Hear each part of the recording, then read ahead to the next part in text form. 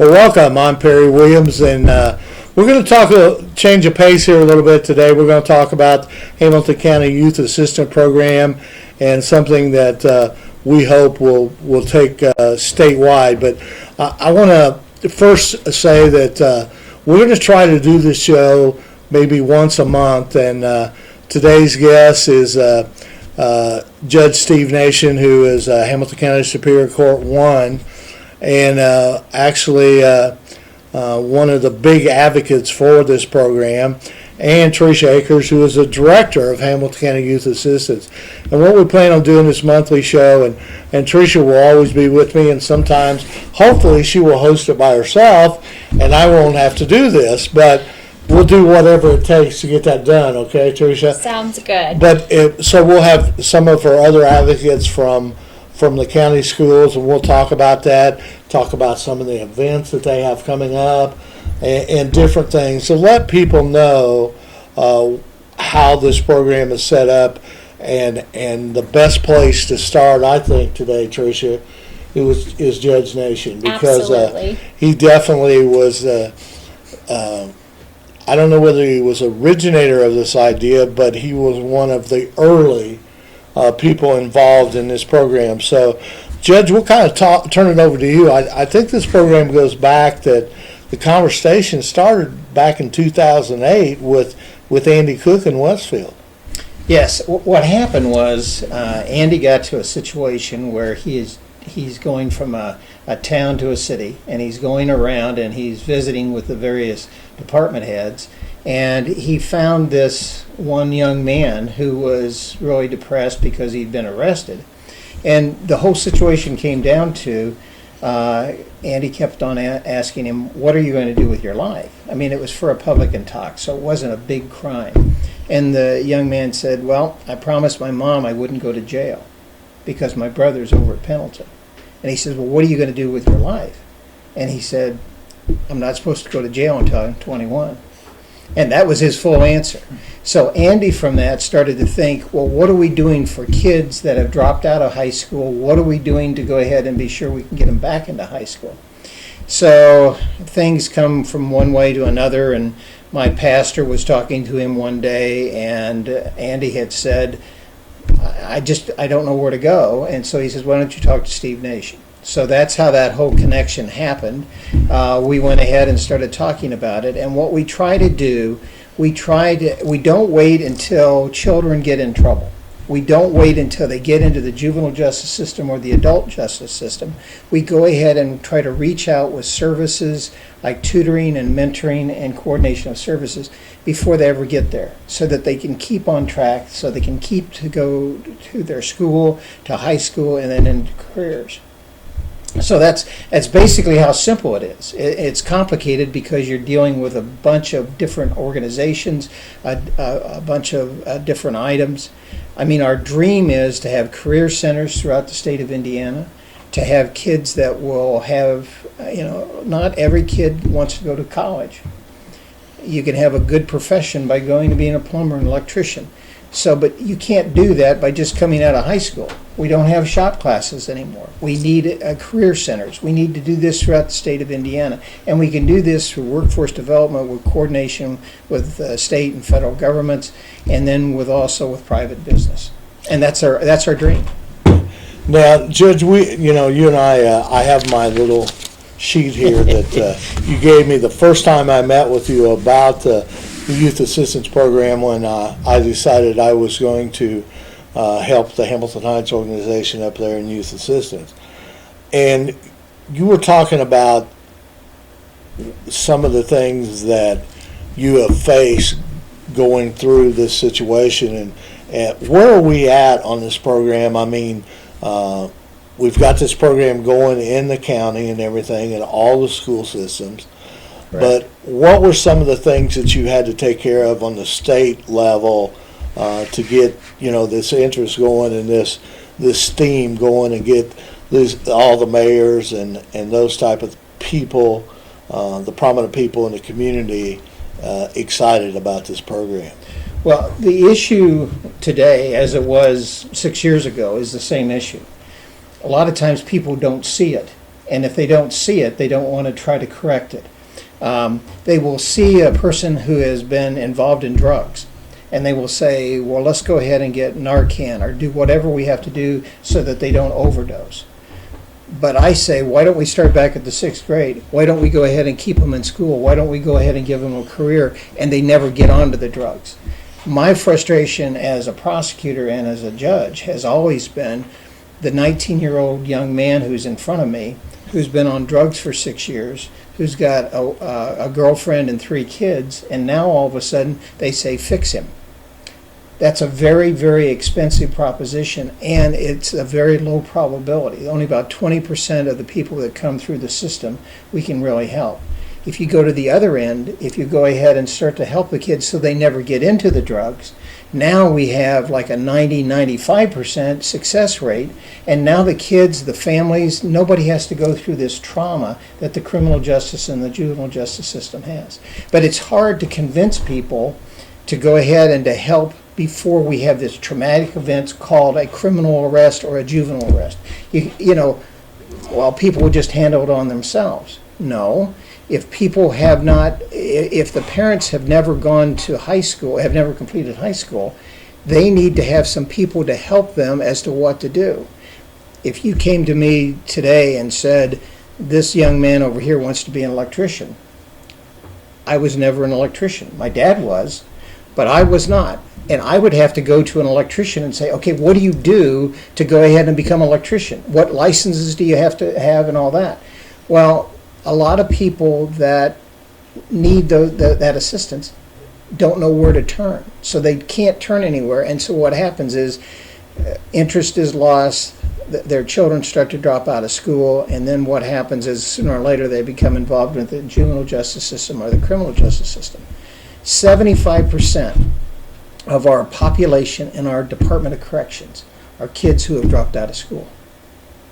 Now, we have approximately 32,000 people in our Department of Corrections, which cost the taxpayers $2 million a day to support.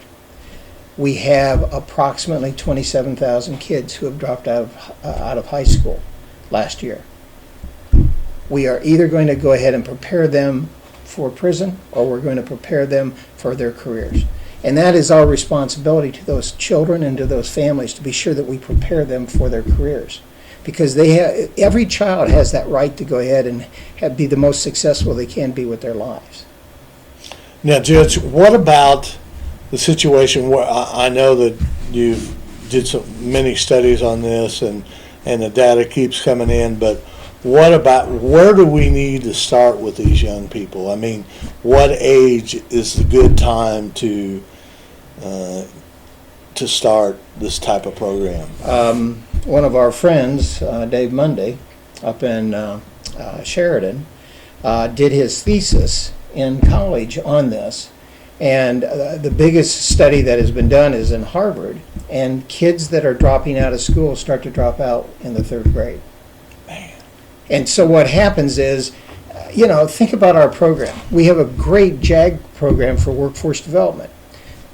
The federal government, though, will not permit us to, the group that they go for is juniors and seniors in high school. We've already, the kids that we're trying to reach have already started to drop out before they even get there. If the JAG proposition would be permitted to go back and to help them develop what their skills are to be within that, then they could go ahead and go into the JAG program and be very successful. But they've already dropped out. So that we've got to change those concepts. We've got to say, look, if we want to keep these kids on the road to successful careers, we've got to start back here. And when they first start to show signs of needs, that's when we have to approach it. Trish can tell you the story of one of our young men that was maybe the first big case that we had over in Westfield. He was throwing a baseball at his dad during the summer. It hit his chest and killed the dad. Now, he comes back to school. No services have been given him. It's a poor family. They lived in the trailer park over there in Westfield. Okay, before youth assistance, we would have waited for him to hit a student or hit a teacher, and then the juvenile court would have provided services. But now he would also have been kicked out of school for a year, and he would also been probably targeted to be the dropout. But Trish goes in there, works with the family, gets the mom to the trustee, gets the mom to go ahead and figure out how they're even going to keep the rent, to keep the place that they have, puts her and the kids through mental health evaluations. That boy is what, a sophomore now? Actually, A junior? yes. A junior at Westfield, straight A's. Man, that's, And I've never seen him in the juvenile system. And see, that's it. And what, he wants to become a doctor to find out what caused his dad to die. Now, you know, I mean, we can have the other way. I can go ahead and incarcerate him over here as being a judge, or I can go ahead and work with this and have people can work in the community to do this, that we can all of a sudden maybe have one of the doctors that will finally cure heart disease in that one area because of what he knew about his dad. that's a very good point and a great story. Trish, talk a little bit about, obviously,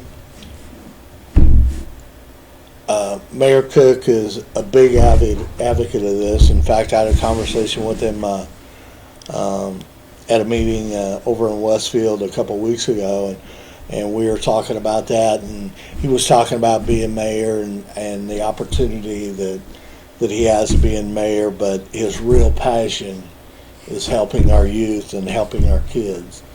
And that's why he is such a strong believer in the youth assistance program.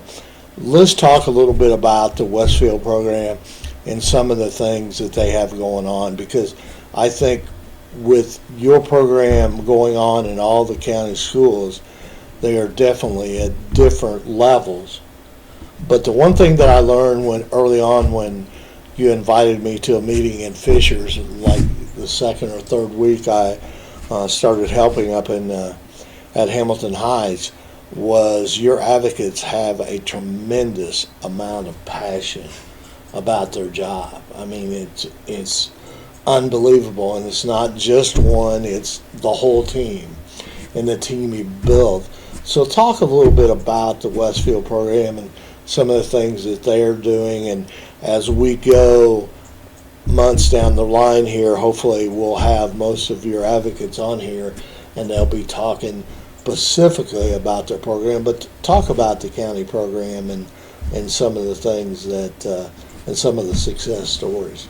Absolutely. Well, we have been so fortunate to be able to launch in all the school districts in Hamilton County. And like you mentioned, we started out in Westfield with the help of the city, the school district. Our voluntary board has just done a tremendous job. I think to date they've raised almost $100,000 for the kiddos and families in the Westfield community. So they have certainly been our leaders in this charge to launch youth assistance. And without the cooperation of all of those entities, we wouldn't be where we are today.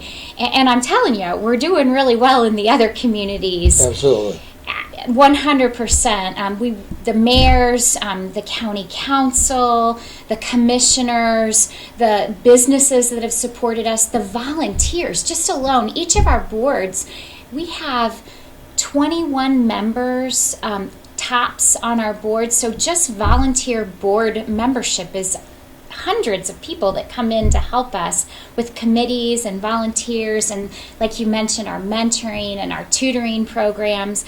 I ran the hours of service that had been donated to Hamilton County Youth Assistance, and it's over 5,000 hours have been donated just from people who have a heart for kids and want to try and help, and whatever that may be, whether they want to be tutors, whether they want to be mentors, whether they want to do board work or committee work.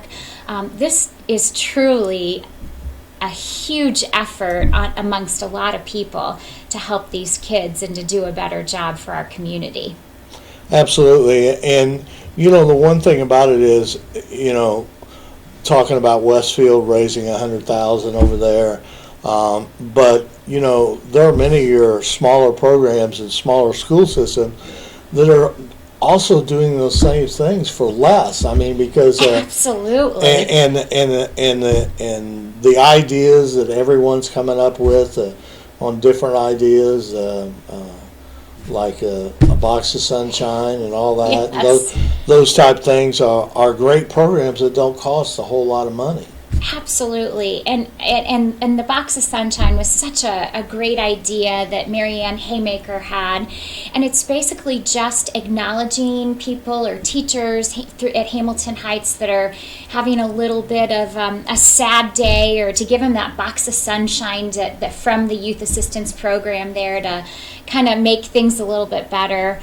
I'm so proud of what we have 10 total staff now in youth assistance, and what they are doing collectively, individually, how they're sharing what they're doing is just inspiring. And you capped it when you said how hard they work and how passionate they are about the program. And I am indeed hopeful that we can come here, each of us, representing all of the branches, come here and tell you specifically about what's going on in Hamilton County Youth Assistance and all of our branches, just to share, because there's so much good work going on, and it would be a pleasure for us to be able to highlight each of those communities. Absolutely, and the one thing about it is, Judge, we've seen using sports as an analogy. There are many universities and high schools and things like that are out there that have great athletes and great people on their team, but at the end, it's that team that's a team where it's all we and not I that are at the top and succeed. And one of the things that I've learned from youth assistance here in Hamilton County, that's exactly what we have as a team, because they lean on each other. They realize that some groups have more money than others, but the conversation about helping our youth is number one. They never forget that type of focus on those type of things. And that's the nice thing about it, is that when people, we're Hoosiers. And Hoosiers, to me, have always been those type of people that if I needed something, if my house was burning, you'd come out and help me. Right. Well, I can go to anybody, whether you're the poorest in Hamilton County or the richest, and I can say to you, these kids need these things. And they can go ahead and say, oh, okay, well, we can do that. And that's the thing that we haven't tapped in probably the last 10 years. We either give it to government or we give it to an association. We don't bring the people back into it, and this is bringing the people back into it. It's their schools, it's their kids, it's how they want their kids to go ahead and excel, and that's it's exciting to see people coming up with things that we haven't even thought of. We have an individual down in Fishers that the minute he heard about the program, he says, well, this is like you need to franchise. Okay, what do you mean by that? So now he's talking to people at USA Funds and 2 other corporations saying, okay, we'll get all this put together in a package so that we have a business package, whether you be a small youth assistance program in a school jurisdiction or a big one. Here's your basic package, and here it is. And he said, well, you'll look just like Chick-fil-A. But that's the kind of things that if people start to think about it, and you don't have to go outside your own realm to understand this can be done, and we can help our neighbors. Yeah, because Terry Anker with Legacy Foundation, went to the Legacy Foundation banquet as we all did this year, and he was talking about how great that that it was he appreciated all his nonprofits, but the job that the youth assistance program in Hamilton County is very high on his list. And then, like I told you a couple of months ago, Westfield Chamber had a nonprofit event over there, and they had several nonprofits come in, and once again the Westfield Youth Assistance was the #1 speaker at that program, which Terry Anker emceed, and those are a lot of great things. But like we were talking before, and this will be in in the Reporter here pretty soon, Jack Russell wrote an article as the chamber director over there talking about, many people think Hamilton County roads are all paved in gold and we don't have any problems here and things like that. But if you sat through that meeting and listened to those nonprofits talk about the needs that we have in Hamilton County, it is truly there.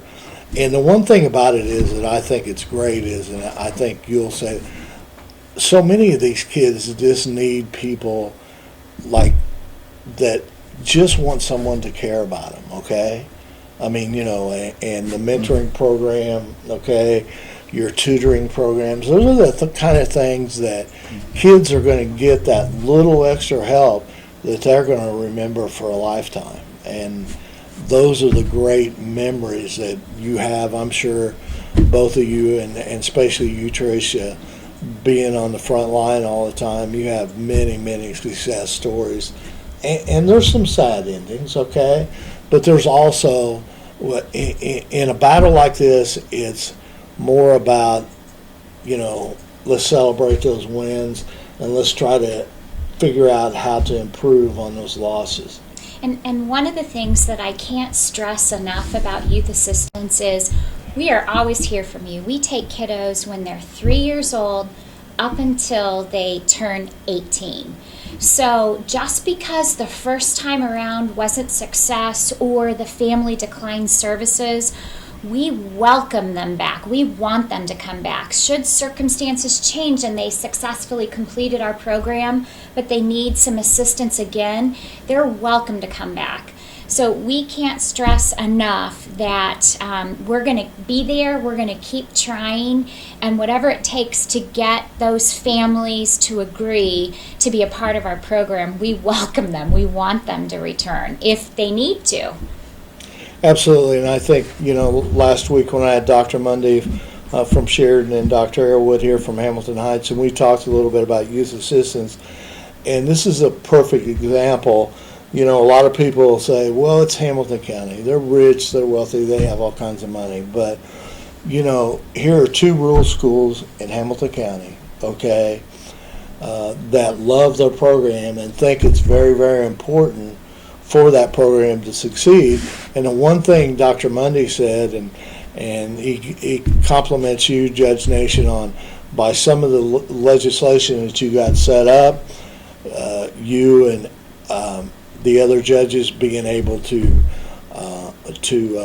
help in by the laws and everything that we have in the state of Indiana. The superintendents and the teachers, they can only go to that door, okay? But with the laws we have set up here in the state of Indiana, our youth assistance advocates can go through those doors and see what's happening behind those closed doors. And, there's a lot of things that can be fixed that you both need help. Judge, before we close here, where do you see this program going, or short-term and long-term? What do you feel like? And then Tricia, I'll ask you the same question: is what more? How can people help? I mean, because one of the comments that Jack Russell says in his article is time is money, and if you give your time, it's going to be money in our pocket at youth assistance that we don't have to pay for that. Right. So volunteerism is huge. Yes. So Judge, I'll let you go first and talk a little bit about the program moving forward, because I know you have a lot of vision where this should go. If it were to me, we'd do it statewide and then nationwide. And the full reason is, whether you are the richest part of Hamilton County or the poorest part of Hamilton County, it's a certain percentage of the kids that need this. There's no difference.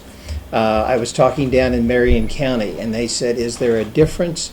Because the area I was speaking in was African American, and we, of course, are predominantly white in Hamilton County. And an African American preacher from Marion County said, absolutely not. It's the same problems that these kids are facing. They don't have the male leadership. They don't have this. They don't have that. It's the same issues. They don't have that person who will say to them, you can do this. You can go ahead and have this career. So, as we work with the legislature, as we get this, as we reach out to new people, that my encouragement is, as we reach out, people will help define this to a point that I don't even think it can go. And so in the end, we will help our kids, and we'll help every one of our kids in this state, and that will be the absolute crowning glory of it, when each of our kids that are coming out of high school have careers and that they have successful lives. And then it will actually save our county monies, because they won't have to talk all the time about building new courtrooms, because we have such a large number of people that are incarcerated and have violated the law. They have matched in Hamilton County as well as in the prison system. They say 70% of the people there are because of drugs or drug-related crimes. If you reach back here and help those kids never to get on the drugs, and you reduce that population by 70%, if we spend $2 million a day, what would we do with all that extra money? Well, we'll put it into more career centers. We'll put it into more training for the kids. And now all of a sudden we're talking about, instead of figuring out how long he's going to spend in jail, how much is he going to pay in taxes? And how much is he going to go ahead and help the community and help other kids? That's the goal. Not being negative about it, just be positive about it. Let's go ahead and help our neighbors and help them do the careers that they go ahead and love. Trish, where you see our program here in Hamilton County going? Well, we are always looking for volunteers, and it doesn't have to be necessarily board work or committee work. It could be someone who is just very advanced in websites or does a good job with social media. Whatever your passion is, I guarantee you we can find a spot for you. The one thing that I want to highlight, Perry, is that we operate on an extremely tight budget. We don't have support staff who work for us. The paid professional staff, we do everything. So some of us don't know about website development or marketing or public relations, or what camp programs are out there, what extracurricular activities can our kids get involved in. So when I tell you that we have a need for everything, I'm being honest that if you have a passion or a talent and you can give us an hour a week, if you want to be that mentor to that child, if you would like to help tutor at any grade level, we can use you. We are in all school districts in Hamilton County, and would love to just put that call out, that plug out for volunteers, because let's face it, if we didn't have volunteers, youth assistants would not be successful. It's because of the whole team that comes in to help us. Well, we've kind of run out of time here, and Question from the audience, how do they contact you? If somebody wanted to volunteer, how do they reach out? Well, I would just like to have them reach out to me. My name is Tricia Akers, and you can reach me at area code 317-679-8303, and I would be happy to connect you to the community or the school district that you would be willing to serve in. And from this time forward, on each one of our shows, we'll post your information, and then whoever your guest is, the same way on talking about each one of the individual school systems, so we can get the word out and everything to let people know that we need help, and time is money. That's perfect, and we've got so much going on. I can't wait to share with all of you the exciting things that are happening in each community where we serve. Well, thank you very much for tuning in here to Hamilton County Newsmakers. Thank you, Judge. Thank you, Trish, for appearing here today, and I look forward to doing a series of these shows to let everybody know about Youth Assistance Program and how they can help. Thank you, and I'll see you next week.